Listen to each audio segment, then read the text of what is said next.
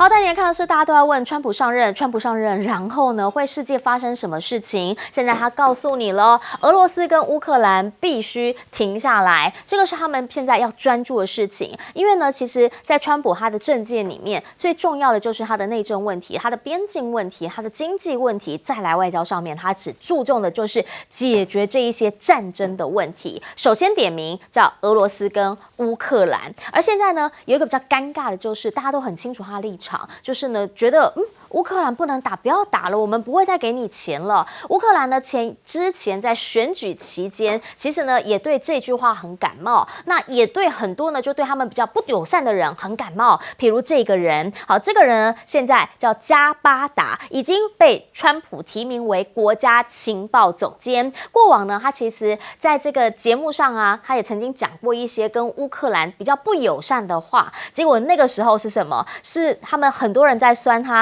哎呦，你是不是领俄罗斯薪水啊？甚至呢，连俄罗斯的电视台主持人都戏称他在帮俄罗斯特工打工，你知道吗？结果呢，现在泽伦斯基他有成立一个所谓的这个论坛，然后那个论坛里面呢，就直接这样子来控诉他。在一发现说不对耶，他现在变成新任的这个情报总监之后，马上就把这些讯息通通都给删了。那他就开始在讲啊，这不就是自己吵了一个尴尬吗？找了一个寂寞吗？好啦，那如果川普真的不挺乌克兰，现在呢找了情报总监，又跟乌克兰会杠上的，那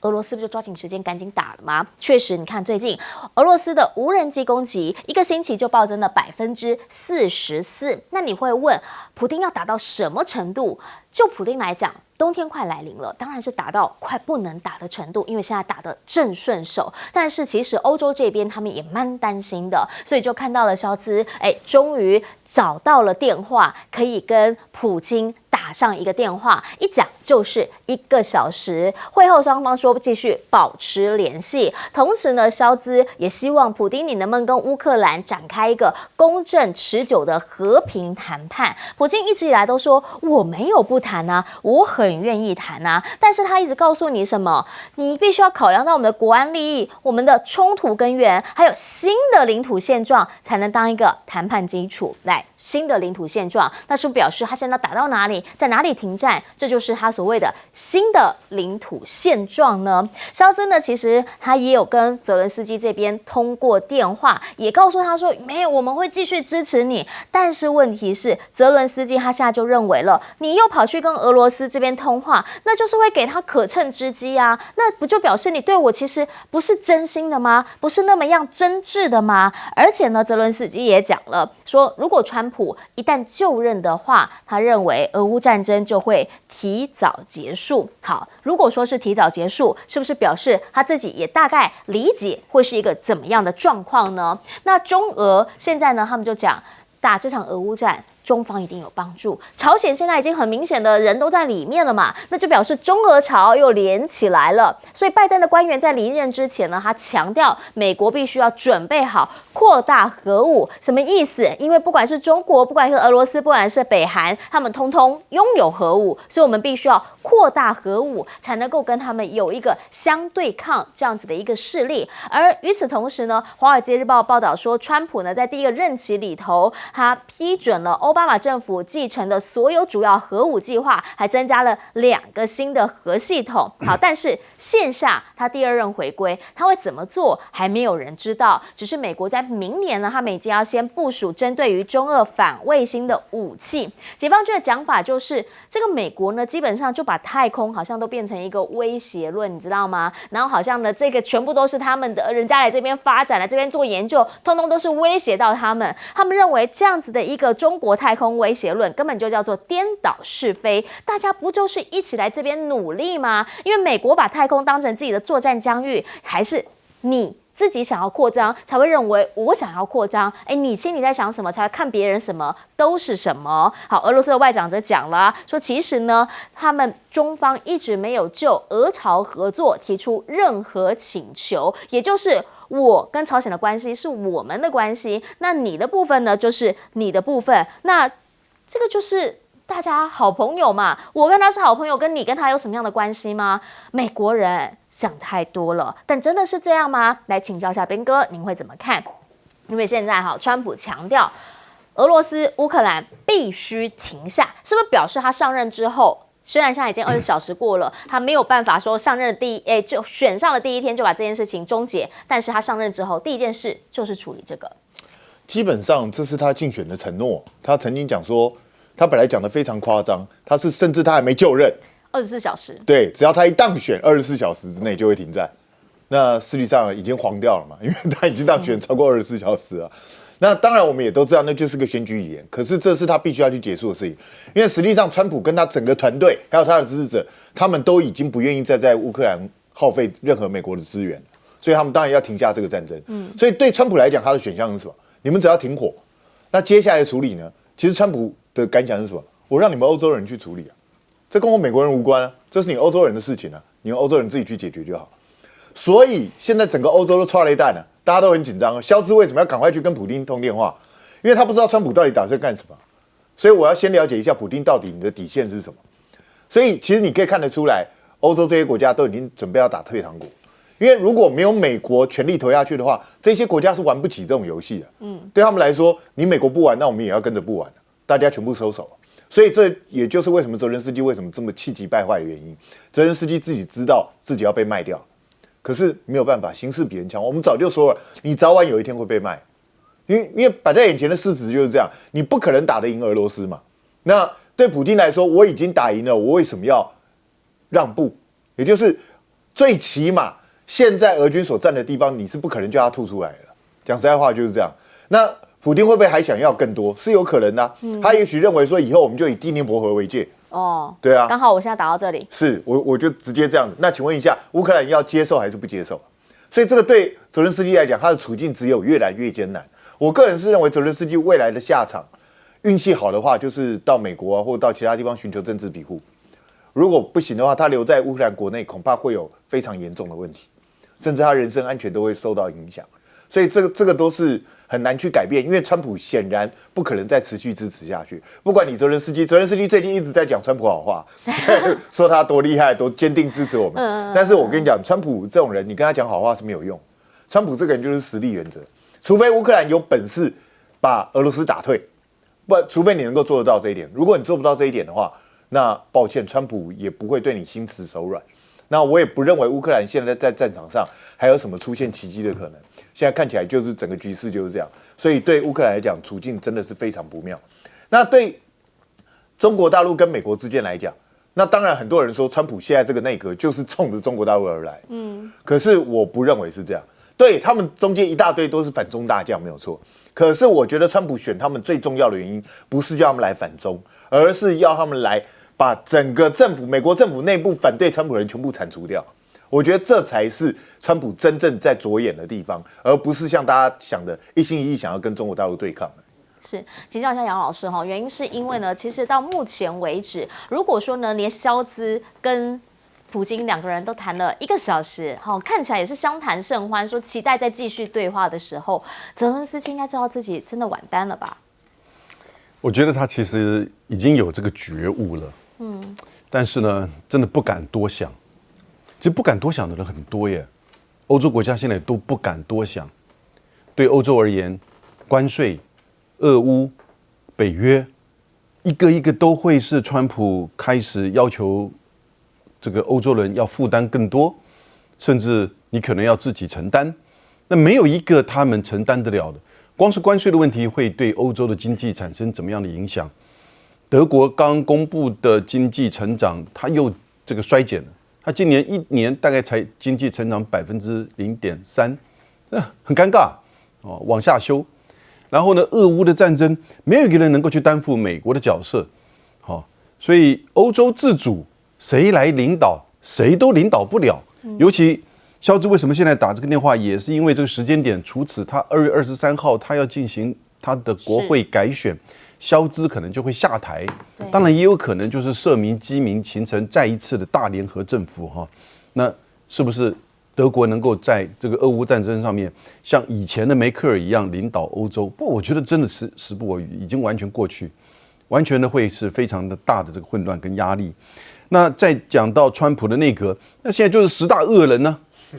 那跟这个古龙用的恶人来形容，就古龙的小说，因为对民主党对这些自由派的媒体而言，他们这些人每个人都有过去反体制，而且就是反他们被任命这个机构。联合国大使是反联合国的，然后呢，情报总监过去是被认为跟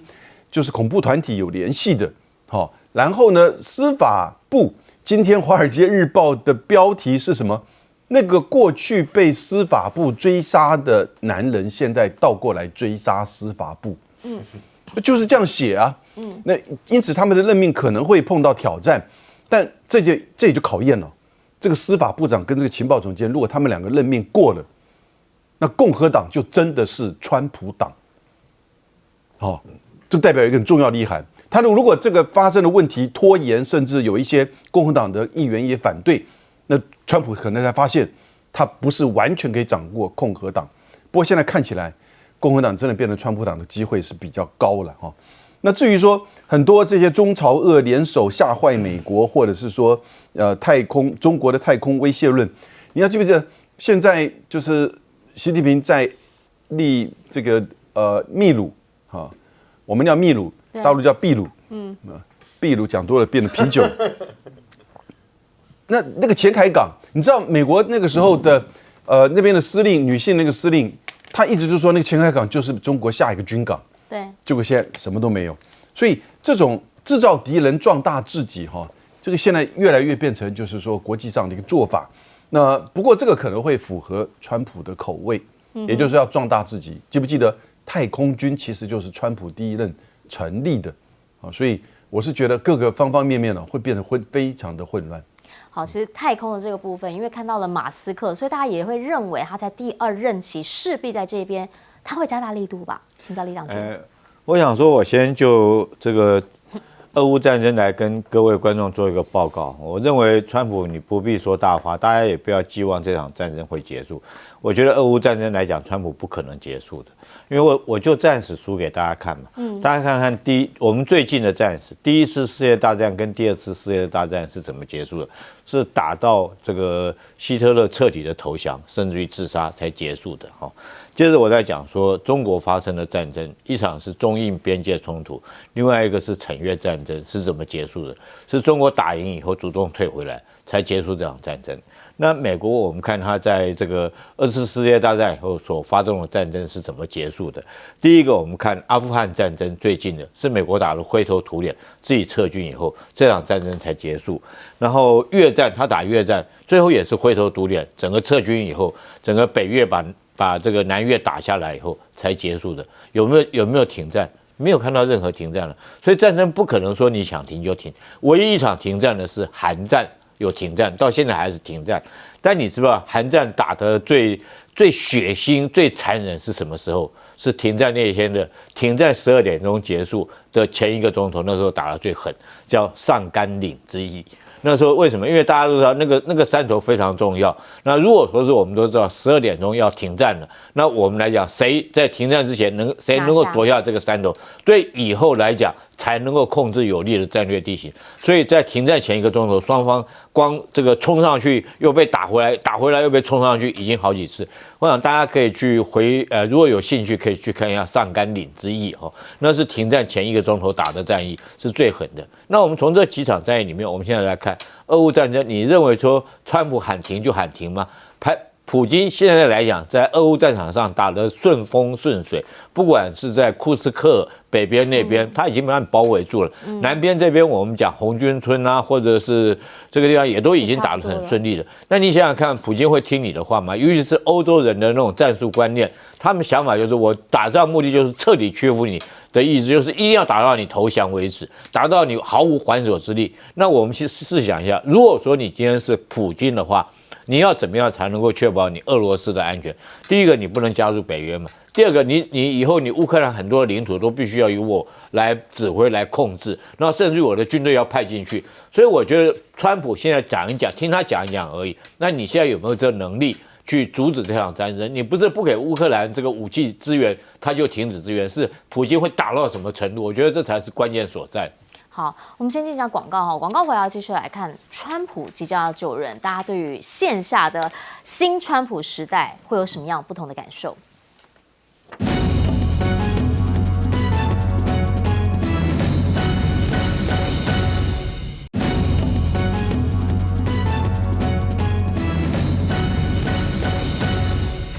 好，我们来看哦，现在呢，新川普时代即将要来临，那大家就开始在讲了，哎呀，这个大哥不知道会怎么样。那我们先来看看，现在一定要确定啊，一定会一直在线下的这个情况之下，另一位大哥习近平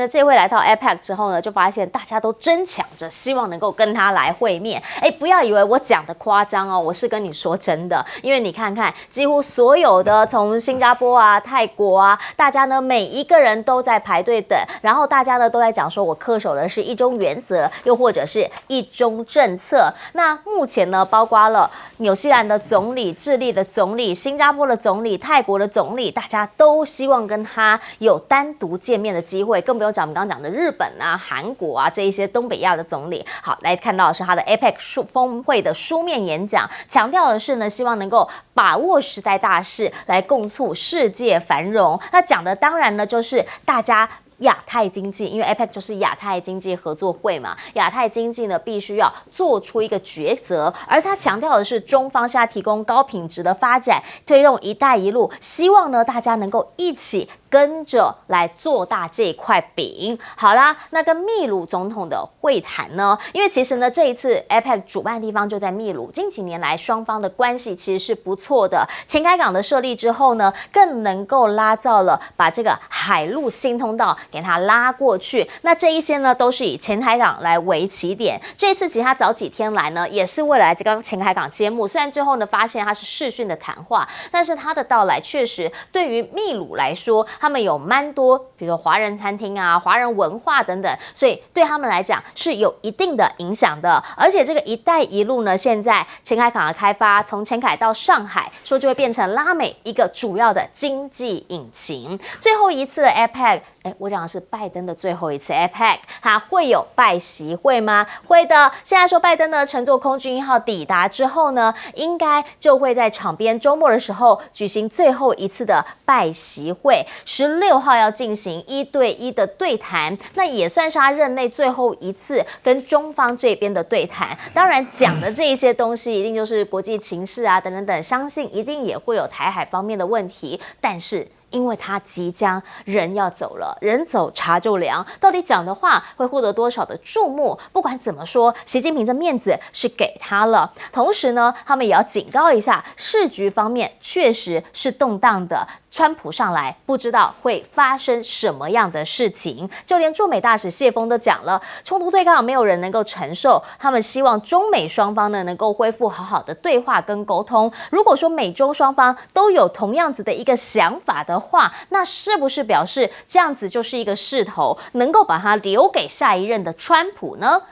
没人知道，因为现在呢，大家就开始在讲，如果说川普上任之后，欧洲是不是可以跟川普说，我们对中国强硬，请对我好一点？因为呢，我们现在在跟人家加税而已，我跟你是站在同一阵营的，是跟你站在同一边的。但你觉得川普会因为你跟我站在同一边的，我就对你比较手软一些吗？就会对你缩手吗？其实大家纷纷都是打一个问号的，甚至呢，他们还在讲说，欧洲现在要用这样子的方式去对他。欧洲呢会不会其实自己也是要赶紧想办法先留一手了？因为现在警告的就是川普的关税，不要以为你跟我是盟友，我就不会对你出手，有可能会重创了欧美的经济，包括了德国，包括了意大利，现在都有可能是首当其冲。而我们刚刚也提到了，肖兹即将要面临的也是整个改组改选。那下个星期呢，他可能最后一次以联邦总理的身份来见习近平。这几个月来，其实呢，中德之间因为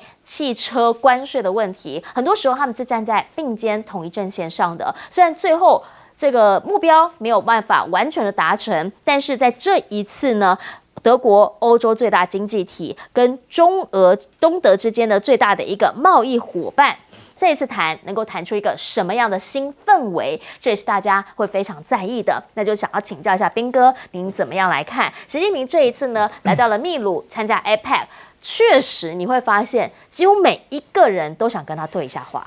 这是很正常的嘛。中国有世界上最大的市场之一，它跟世界上一大堆的国家，大概世界上100多个国家跟中国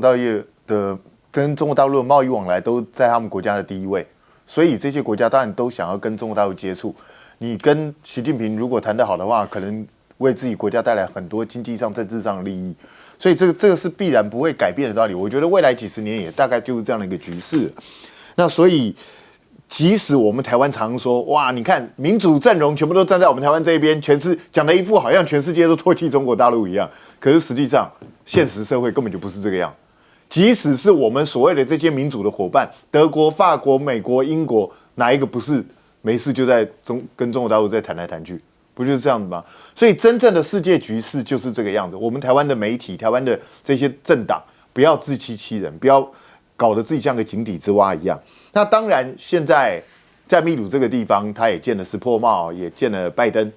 那我们早就说了，他跟拜登见面就是对一个老人家的尊重了。就是基本上就是这样子了，因为他已经要卸任了嘛，他也不能决定什么事情嘛。那所以我觉得这个就是一个基本的尊重。那我上次在别的节目也讲过，其实习近平可以顺便邀请拜登卸任之后到新疆去玩一玩。你去新疆看一看，你们不是都说新疆有集中营？你去看看，对，看看到底你的指控对不对？退休了可以走一走。对啊，我觉得也是啊。当大家卸除很多身份的时候，你就可以开诚布公的去看一看很多东西，我觉得也不错了，让他自己亲身去体会一下。那可是呢，川普上来了，川普到底会采取什么样的一个步骤？当然，他讲的跟真的一样，我要对所有的国家都加关税，欧盟给你加10%，中国大陆给你加60%。然后问题是，第一个杨永明老师讲过，你光是谈要谈多久？因为每一个国家都会跟你谈的，你要谈多，你等于要跟世界100-200个国家慢慢谈的。那再来就是你真的能够做到吗？因为这样做下去，对你美国就不会有冲击吗？一样会有冲击啊！你承受得了这个东西？请注意，它不是单独对哪一个国家，它是对全世界。对，当你对全世界的时候，那就表示你美国非通货膨胀不可，对不对？因为整个物价都被垫高了。那请问你怎么去解决这个问题？那我觉得川普他虽然这次真的顺利当选了，而且美国很多人显然是赞同他的主张的，可是这个主张本身是很畸形的，也就是在川普的逻辑跟他的支持者逻辑当中，美国为什么会到今天这个地步？为什么不再伟大？是因为全世界的人都在占美国人的便宜，他们的想法是这样。所以川普跟他的支持者是认为说，我现在只不过是把过去我让你们占的便宜，我现在要回来而已。他们的想法是这样。可是这真的是这样吗？美国的衰落真的是因为如此吗？我觉得美国人自己要好好去想一想。是，请教一下杨老师怎么看？美国人衰落当然不是只有如此啊，一定都是自找的。我觉得现在大家把川普回来都比较放在他这个人事的这个层面。可是我必须要提醒大家，他在这个关税的这个上面那觉得好像关税我们就是多付一点钱嘛，我们中美的贸易战这个高关税不就是打了7年吗？也好像也就是这样子。但那是就在中美之间虽然川普之前他也针对钢铁制品、铝制品，还有这个太阳能板以及洗衣机提高关税，但是呢都没有太大的扩散。我这边提醒大家，就是美国整个19世纪，美国之所以壮大，它从一个东岸的几个州的国家，慢慢的扩张，历经印第安人战争、内战，美国的内战，到对西班牙战争，成为跨2大洋的大国。它在1次大战之前已经成为世界第1大经济体。你知道整个19世纪，它是怎么从一个这样子的国家变成世界第1大经济体这么强的国家？关税40%，它就靠关税保护了自己的产业，然后呢推动自己的基础建设，进行战争。所以共和党人一直有这样的思维。3段历史，一个1960年的时候呢，林肯当总统，他突然就介入，把关税提高，从30%几提高到40快50%，内战发生。内战发生，本来内战就已经南北之间这个没有办法融合，然后呢，关税的变化，内战发生，因为税会影响到经济，影响到地缘政治，最后很可能民族主义、民粹主义战争。第二阶段是到了1920年，那个时候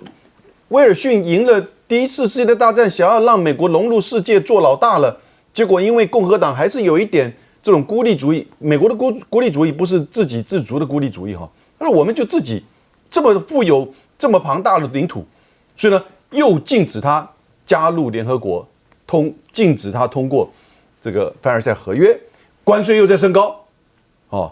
然后呢，到了1930年，那个时候是胡佛总统，关税再升高，1930年马上就发生经济大萧条。1933年，希特勒就当了德国的总理。战争就发生了。可是战争结束之后，美国就决定了，我要拥抱自由贸易。1947年 GATT 成立，1947年开始到现在是美国的真正的霸权。现在川普要逆转历史，他不是只有针对一个国家啊，这个跟他第一任不一样，就有点像是1860年、1920年、1930年那个时候，同样是共和党的总统开始大幅的升高关税，造成全球的经贸的混乱、大萧条、民族主义、关税壁垒。真的不要小看关税，川普的大关税会造成全球的震惊动荡。这个未来发展跟后果我还难以想象。但是还好有一个，中国在推动自由贸易，它会不会倒过来变成像是60年、40年代在支持自由贸易的美国呢？我们就不知道这历史会怎么变化了。是，最后请教李将军。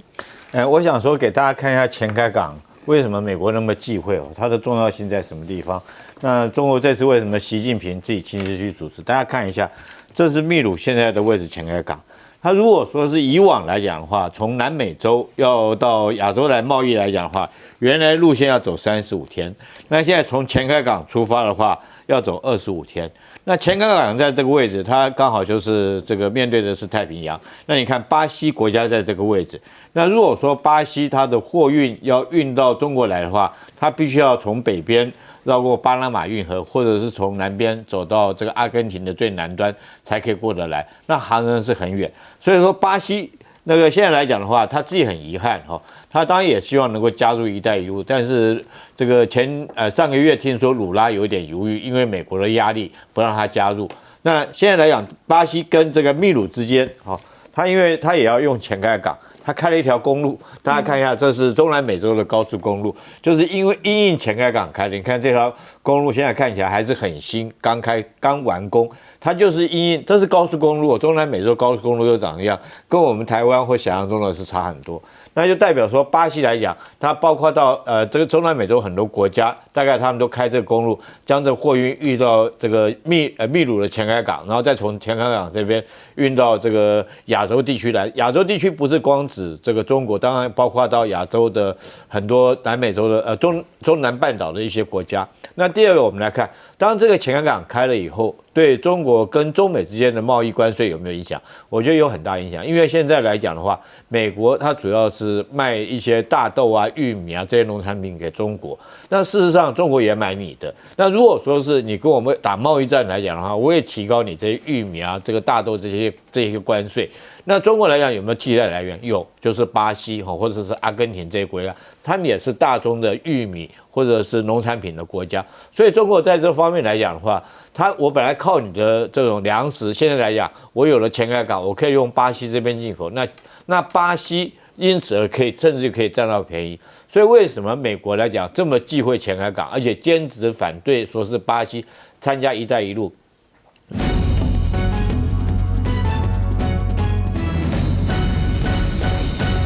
先来看看川普的价值是什么好了。在美国，在川普一连串公布的人事名单里，每一个都让大家惊叹不已。其中这个新的华裔发言人叫 Stephen Chang， 要出任白宫传讯总监，光造型就很特别他其实真的是华裔身份，父母都是中国裔，但是呢，他是在美国出生，在加州长大哦。从2016年就加入过川普竞选团队，他对川普总统任期的策略啊，各方面啊，从竞选期间担任团队发言人。川普说，他也只是他最信任的顾问，坚持捍卫美国优先的原则。因为他的造型很特别嘛，被说中国血统的光头发言人，好像是川普的相扑力士吗？那是因为川普亲口这样形容过，他是我的相扑力士。因为过去呢，他的前份工作叫做终极格斗冠军赛的公关主管，过去的政治经历都跟终极格斗什么冠军赛多少公公关有点关系。那在这个川普也很喜欢看格斗嘛的比赛里面，吸引了川普目光。两个人都很爱看这种运动，然后还昵称他说我的相扑力士，多次看到发现他在跟拉斯维加斯一起看格斗赛，因为他这个发言也是很呛的啦，一如川普的风格。过去曾经骂过，现在黑利吗？不是就要当幕僚长了，骂他也是脑什么什么，你是骗子还是真的是笨而已吗？等等，这是他过去以来一直的风格，跟川普现在所用的人事任命大部分都是这样子，很有独立的风格，甚至史上最年轻的白宫，这个相对跟呛无关，就是跟美貌有关啦。这是美国在白宫里从来没有出现过的30岁以下的人出任该职位，27岁的年轻美丽的新闻秘书啊。刚刚讲到挖石油、商人从政，川普点名任用的北达州长的州长啊，他就是过去科技业的商人，负责川普接下来要开发联邦土地水域进行石油、天然气的钻探，就是非干不可，一定要回到石油的时代。还有成为史上最富有的幕僚团队吗？一起跟马斯克共同执掌政府效率部，就是要砍政府联邦预算还有人的这个组织。有这个拉马斯瓦米身家10亿美元，石油大亨153亿美元。国防部长一样他虽然是媒体主持人出身，但是他的净资产在2024年也有1800万美元。这个政府效率部他说，马斯克发文将要公布政府最蠢的支出。这种发文你要想想看，你纳税钱居然用在哪里？在台湾可就更多了那他就最荒唐的开销用在哪里？同时还公布了最新的征才条件，每周要工作80小时不支薪。大家看到推播的内容说要征才的时候，都点进去看，就内容是这样的做法，又要 IQ 很聪明，又要长时间的工作，然后不给薪水那大家就惊呆了这到底是怎么样能够找到他形容的所谓乏味的削减成本工作？哇，工作乏味，不断树敌，报酬为零，太划算了。不知道意有所指是在告诉大家说，我马斯克做的工作也是吃力不讨好吗？不知道。但泽伦斯基对于俄乌战争来讲，那又是另外一种心情了。泽伦斯基说在即将领导白宫的执政团队政策，战争将提早结束，他已经有所觉悟，这是他们的做法。但怎么结束就来了重点当川普说要整顿军队，包括裁减人员之外，要努力解决中东问题，一切必须停止。好，要让川普接棒，拜登卸任前就指示要提升的先是核武的各种能力的准备，包括核弹的部署，避免因为中俄日益增长的威胁反而弱掉了吗？但是看到另外一个国家有意思了，川普上来之后，欧洲国家大家都在选自己要走的路咯。其中德国2年来第一次跟俄罗斯的普钦通了电话。当肖兹跟普钦可以展开乌克兰的公正持久，说要谈这个和平谈判的1小时的通话的时候，代表什么呢？代表德国的态度跟过去一直在提供武器军援跟美国站在一起，是不是会有变化了呢？那他说呢，要考量国安利益冲突的根源，以新的领土状态为基础谈判的时候，是不是代表潘朵拉的盒子被打开啦？所以泽连斯基很愤怒，说痛斥你这种做法呢，要显示要帮俄罗斯了吗？要让他感觉不被那么孤立了吗？而美国关注中国大陆，欧洲会被冷落吗？川普上任，美国地缘政治的注意力聚焦中国，德国商报就担心了，欧洲除了被冷落之外，还有没有努力摆脱对华的经济依赖的德国，更有可能被美国打击，所以还不如先想办法找出路吗？将军，先来看看在包括俄乌战争，还有现在他所任命的包括国防等等这些政策的人事命令。因为大家都认为川普这个人事命令很荒谬，其实他有一贯的想法。第一个，我想大家最奇怪是一个曾经上尉军官能够当国防部长。你要想想，川普那4年里面，他最讨厌的就是国防部长，一个雅斯培要动用 National Guard 不同意，而且不陪他站台。米利先跟解放军打招呼我们这个国会内乱没什么事。第三个，川普也看到这个军工那个复合体跟国防勾结太深。每个国防部为什么给那么多订单给这些军火商，而且价钱不合理？因为商人很会算成本嘛，那不合理。他就怀疑这些高级的国防部的长官跟这个军工勾结，因为他们一退休就到军工复合体里面去当 CEO 了，当总经理了，当这个当顾问了，都是高薪，所以他特别找一个上尉来，没有任何渊源的，因为通常在美国的国防部长通常是搞地缘战略、政治意味的成分比较大，所以你看米利到每个国家去访问，谈北约啦，去谈这些军事合作的问题。川普说这个大把戏是我来玩，我不指望你去，你去就是专门整顿这个所谓他们叫做实体政府里面的不好的结构，让那些，因为你有实战经验，因为真正作战指挥是参谋是联席会的事，但是对将军的这个任命，你在军中有风闻，你要当福斯的这个主要的主持人，他对国防部是完全不知道，而且退伍将领里面对，因为我们军人是这样，谁吃几碗饭大家都清楚，你可能扒到什么位置你上去了，但是你才不称职，我虽然退下来了，我会批评的，所以这些问题啊，他是整顿军中用这个手段。至于他讲要把美军要强大，我觉得有个问号，因为什么？这要钱。美国现在陆海空三军都面临很大的问题，就是换代。你想，美国航空母舰2/3的船，2/3的飞机是 F 黄蜂18，通通要退伍了。你要拿 F-35来补，你要补多少？美国的航母都超过30岁了，很多要退了，要做新舰150亿。钱从哪里来？那个前面2个发展错的，一个是那个滨海战斗舰，一个是沃尔姆号，2个都是失败的，那个也要钱。空军的6代机要钱，所以他要裁军，你不信你看好了，他要人家交保护费来维持他的军力还能够维持下去，所以你看他的人事任命。另外，我觉得他用马斯克是有一个着眼的。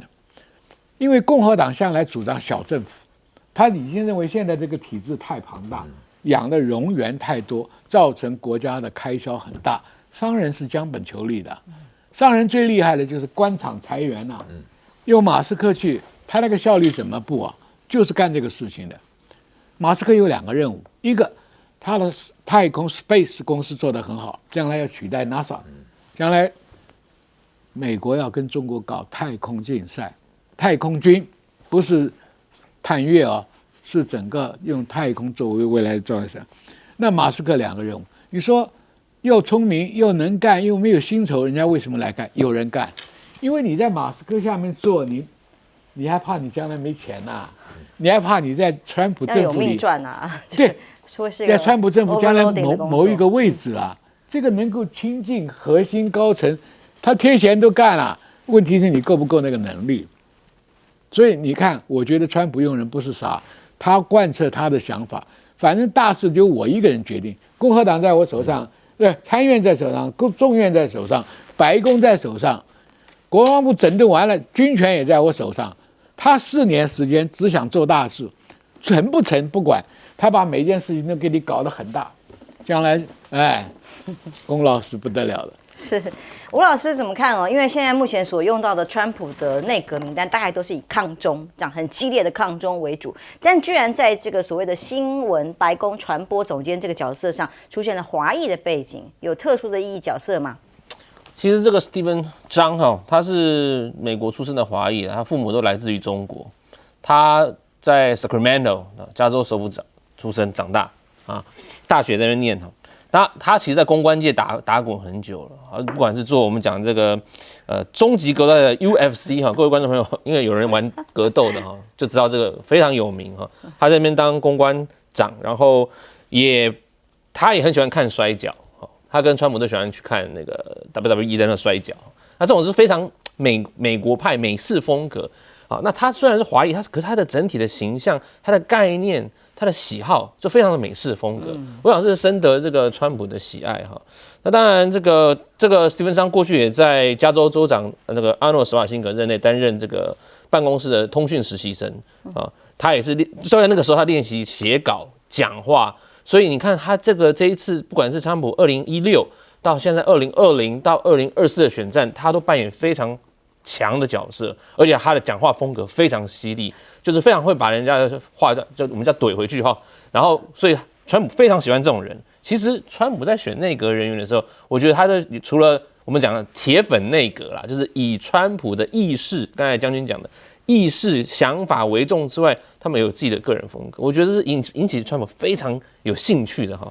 那当然，这个未来人家说这个 Stephen 张跟我们讲的白宫幕僚长哈，这个 Susie Wiles， 然后还有我们讲这个 Chris Lasvida。这三人铁三角，我们讲这个川普的最核心中的核心。其实我们大家观众朋友，如果看那个胜选宣言哈，那天30分钟，川普上来，音乐一响起，然后川普这样很浩浩荡荡走上来，然后他旁边就跟着他家人，还有就是什么 Susie， 还有这个 Lasvida 哈，他们就躲在人群里面。川普就讲完话就开始来，我们要这样叫大家讲话，来，开始点名 Susie， 然后就 Where is Susie， 然后就叫 Susie 上去讲话。Susie 不讲话，他这种非常低调，不敢讲话。后来那个拉斯维达有讲了几句啊，只是说川普很厉害，我们跟着他，他会带领我们再伟大。大家其实都不太出风头，因为他们为什么风头都在老板身上，老板说的算，我们都跟着他。连 Vance 都讲2句，都是这样，大家不敢讲太多哈。那我们讲这个 Dodge 啊，这个他找的 Elon Musk， 其实你看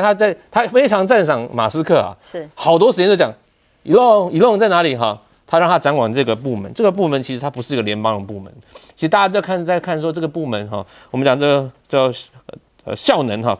叫Department of Government Efficiency 哈，到底能做什么？其实坦白来讲，他可能是因为他任何官员或他的预算哈，他必须要经过这个国会同意。问题是他们现在就要削减国会的预算呢，削减联邦的预算哈。要削减联邦预算的话，我觉得最大的麻烦就是第一个，川普他希望小政府，他不希望太大的政府，所以他把联邦政府要尽量削减。那如果这个东西没有在这个联邦政府体制内，他是等于是给川普一个个人的这个所谓的建议与意见的时候，他能做到多远，能做多久，我还是抱持一个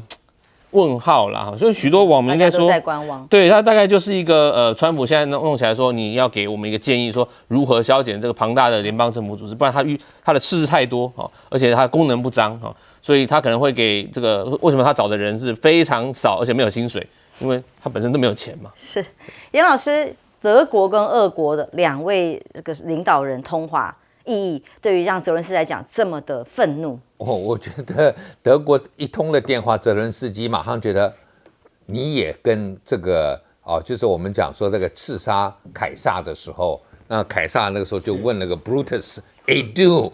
Brutus， 你也一样吗？我已经被这个美国弄了一下，结果你今天德国也要这样弄我吗？我觉得他的心情大概就是如此就是他已经觉得美国不太可靠了川普上台，结果你今天竟然德国现在也先跟他通话，是不是大家都要弃船了所以我觉得这一个是泽伦斯基非常紧张的。那回到川普，我们还是要讲一下，我刚刚提到说，我们民进党政府应该要就是跟这个川普的这个找到一个共同切入点。我找到了，现在就是有四杀猫的哥哥Steve 中看起来对他就是已经在那个里头了蛮像的嘛但是我说老实话了，我今天看我看的重点其实是那个 North Dakota 的这个北达科他州的州长这个 Bergen。他当内政部长，我们知道美国的内政部长一定是从西部的州或者是亚利桑那州或者科罗拉多州，然后甚至我以前在居住的阿拉斯加州的州长都做过，他们就是喜欢找这种地方。那前一任的就是美国的这个第一个就是印第安裔的一个女性的议员，那也是从这个科罗拉多州，他们就喜欢找这种地方。那Dakota当然很符合这个传统就是这个 Rocky Mountain 的因为他们管的地很大然后但是问题在这这个北达科他还有一个很重要的一个油管从加拿大通过来。那这个油管在美国是很大的争议，因为它这个油管通过的地区从那个 North Dakota 到 South Dakota 到 Nebraska 上过来一路到伊利诺，会通过印第安人的叫做保留区里头的圣地，哇，这个就很麻烦了，所以印第安人反对的很严重那今天你找这个 Bergen 来，就是第一个它符合这个过去这种传统，第二个是不是要把这个赶快这个油管弄完，又符合美国川普我刚前面讲的这种喜欢搞石化能源的这个能开发这样的一个利益，那这个对过去美国人长期强调的这个环保议题我觉得会是一个冲击。但是无论如何，我看他所有的任命，我只有一点可以讲，就是全部都是他的应声虫然后呢，没有一个人敢挑战他，而且不是说今天川普，譬如说1月6号的事情不对，大家你说我不讲话，我不讲话，我没有，你没有出来挺川普在1月6号的，全部都不用，就是我明明是错的，你都要挺我才敢用。是，接下来国际场合来看看 APEC APEC 所以氛围里头当然也是觉得，哎呀。这拜登都即将要卸任了嘛，那在各自的各种国际场合上的竞逐或会面就成为关注的焦点。习近平主席就说，他连续昨天被算一算，1天之内就见了6位国家的元首，做了自己个别的多边的会议，其中日本跟韩国最受瞩目。石破茂好不容易保住了首相差点被干掉，保住了这个首相的位置，在这个场合里特别跟习近平见了面，双方会谈30分钟，同意要保持所谓建设性的稳定关系。那么还提到解放军在东海海域的活动越来越多，日侨学童遇袭的事件，双方同意叫做持续沟通。那石破茂、习近平秘鲁相会，被很多的分析里面认为日中的关系未来怎么走，可能还有的观察，耐人寻味。甚至外界预期李强有可能明年要访日，习近平也可能访日吗？日本还是美国的小老弟吗？跟中国的关系会怎么的发展？那还有尹锡悦韩国这2大在过去跟拜登最友好的两个有小朋友嘛，就是现在跟习近平一起会晤的时候所表现的是什么？习近平特别讲，韩国在安全、经济、文化、人员交流这些很多领域跟中国大陆都可以密切合作，希望2国本着相互尊重、互利互惠的原则来做交流。尹锡悦则公开说，北韩不断发起挑衅，乌克兰还有战争那俄国的军事合作这种很多挑战表示愿意跟中方携手维护地区稳定不再只是帮美国去拒止美中俄而已，而是愿意跟中方继续携手合作吗？那日韩见不到川普，所以见拜登嘛？这个标题是这样了因为拜登也见了石破茂、尹锡悦，那美日韩同盟会成立秘书处，让3个国家的同盟关系正常化，而不是只是一连串的会谈而已。但当然，这个秘书处会不会马上1月就要解除了，不知道了。但出席 APEC 峰会，尹锡悦、石破茂见不到。所以安排只好见习近平各种的分析了都有南韩的总统办公室人特别去分析，认为川普现在正在专注布局新政府人事，所以也没有办法想办法有缝隙安排到见面的时间所以现在大陆发挥的经济引擎作用，在美国如果继续持续更大规模的抗中政策底下怎么做？习近平在 APEC 演讲批美国是保护主义，让整个世界互不相依存的世界割裂开来，是开历史的倒车。那中国倒过来要做世界经济成长的最大引擎，而还有中国要把这个秘鲁前凯港因为看到这个开幕仪式非常的盛大要跟前凯港用这个美国的后花园的概念重新探索，拉出一条新的这个海上通路，中拉陆海新通道。各种的互联互通，对于经贸合作的想越来越密切，也正在前美洲之王美国被形容叫做撵出后花园吗？还有不怕美国的打贸易战吗？真的吗？末日博士罗比尼说，美中恐怕会爆全面的经济战争。而这位戴奇当然是最抗中的鹰派，现在任期也在最后的期间，他仍然强调要防止中国冲击 2.0， 所以要有各种防御的计划来更大规模来进行，包括汽车倾销清洁能源等等，都要重中之重要加以防堵。还有美国议员还推法案，要求取消中国大陆永久正常的贸易关系，所谓的推出恢复贸易公平法，要跟美国的工人们做公平的竞争。好吧，美国的严厉出口管制会不会更伤自己呢？那现在中国半导体的指数今年大涨了26个百分比，费半涨的指数是20，这几天还有观望的氛围啦。在川普当选之后，美债更是正式突破了36兆美元，创下了历史新高。那么对于这些美国的各种难题来讲，国际上在像 APEC 就可以展现出各国领袖正在观望的风向。对，这一次参加 APEC 是习近平非常好的一个舞台。第一个，因为川普上台啊，所有欧洲国家跟全世界国家都在揣揣不安，不晓得将来怎么面对川普那个高关税啊，这个小院高墙。所以这个时候，中国大陆在这边呢，也是借机会啊，就是说，如果川普的那贸易你们搞不通的话，我们中国也是一个可以交往的一个对象嘛。所以你看他见了那么多国家领袖，如果说人家没有意愿跟你见，你见不到吧，对不对？那像石破茂跟美国有点不同的想法，所以石破茂那时候也被美国冷冻一下，好不容易又连任了，当然有得谈嘛。就尤其中日快要到什么多少周年的一个这个建交的纪念日了嘛。那尹锡悦是纯粹喜欢蹭啊，这个家伙就唯恐世界上不知道他了。为了要见川普，就勤练高尔夫球，结果海湖公园讲说，川普现在没空打球，要等他上。安全疑虑，安全疑虑。所以这一耳光打的真是很难看的。那APEC 这个又是在南美洲开，前海港又在他那里主持开港，这个港是美国在太平洋沿岸没有比它更好的港啊。全部自动化，智慧的港口，智慧港口，美国还要靠工会罢工，让货物瘫痪几个月都有。前海港好在哪里？18公尺深呐，一般的4代或3代货轮12公尺就够了，第4代、第5代100万吨级的货柜轮要16公尺深。中国有一个洋山港也是16公尺深，所以这个港重点在哪里呢？正好在南美洲的中央位置，面对太平洋，面对的中国上海，它直接来往的话可以节省23天。它背后又是南美洲这些国家，我们分析啊，那个北边呢，这个中美洲啊，都是些哥伦比亚啦，这个墨西哥啦、巴拿马啦，都是搞毒枭毒品的。美国跟他们绝对搞不好的，因为你要加强缉毒嘛，美国的毒瘾多严重啊！那中间呢，南美洲很多叫做他们有个民族英雄叫格拉切斯，是左派的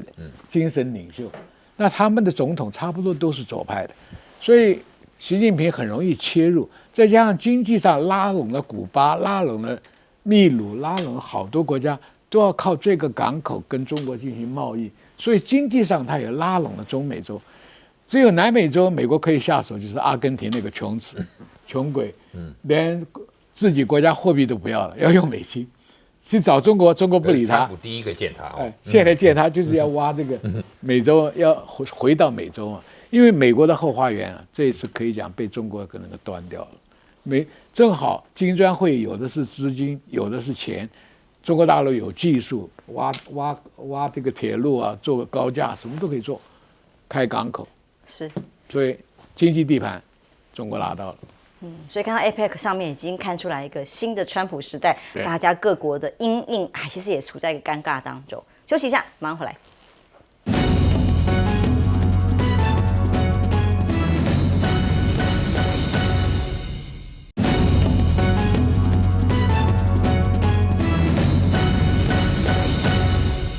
APEC 各国的领袖互动的情况，当然我们看到我们的代表李信义也跟拜登握了手了但是对于习近平中共国家主席来说，是一天连赶6场跟元首的会议。吴老师，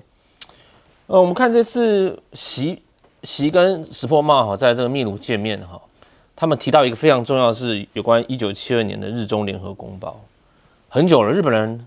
很久没有在公开场合提这个了。1972年日中联合公报是讲什么？其实它是在1972年的9月29号，他们日本跟中国大陆签了一个联合声明，就是日本承认中华人民共和国是中国唯一合法政府，而且讲台湾是中华人民共和国的一部分。过去很久了，今年2024年，过去几年都没有提。上一次提是2018年安倍晋三的时候，他有提哦。日本他在这上面他采取比较模糊，为什么石破茂现在又把这个拿出来？而且他不止再提这个1972年的日中联合声明，他还讲什么？日中要继续恢复在绿能、商业，然后加上他说日中不要脱钩断链哈。他特别提了这个。那我觉得石破茂是面临国内他现在他的政府，当然他好不容易保住他首相哈，政权的动荡，他想要稳定经济。对外我是觉得他面对美国的政局在转换，面对川普的上台，美日联盟的更不确定性。所以他想要先在两强之中先稳定日中关系，接下来他可能会面临我们讲的美日的许多方方面面。我们会讲到美日韩，其实川普上台之后，我们都知道川普的单边或川式孤立主义一定会再出来。那日韩这两个我们讲的他的亚洲坚定盟友，我觉得是剉咧蛋的哈。川普第一任的时候，他明确的讲日韩你的保护费你要交满，而且呢，他对这个韩国的科很多关税，连洗衣机都科韩国关税，所以韩国在惠而浦美国人说你倾销就要韩国人把这个关税吐出来，日本也是一样。所以我觉得接下来不管是我想尹锡悦或石破茂在对美关系上面，他们要花很多力气去说服美国。第一个关税还有许多贸易上面的，你要叫我们把逆差降低，可不可以不要那么用力哈？第二个，他必须要怎么样去符合莱特海泽？我觉得莱特海泽后来可能还会做贸易谈判代表哈。但这个关税的大旗的哈，它只要一颗，日韩第一个会哇哇叫，汽车、钢铁，所有的我们讲家电业全部都会受影响。休息一下，马上回来。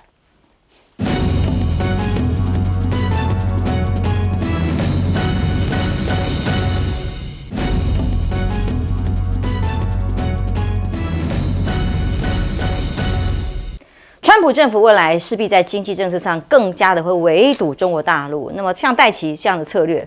我觉得当然就是他们现在还威胁不仅是说就是要对大陆征更多的关税来防止倾销。那我自己以前有学生在美国商务部也跑来台湾说调查我们的钢铁倾销，我说哇，我教了学生，结果居然来调查我们台湾的，很糟糕，因为他们美国的竞争力不够的时候，他就说你是倾销。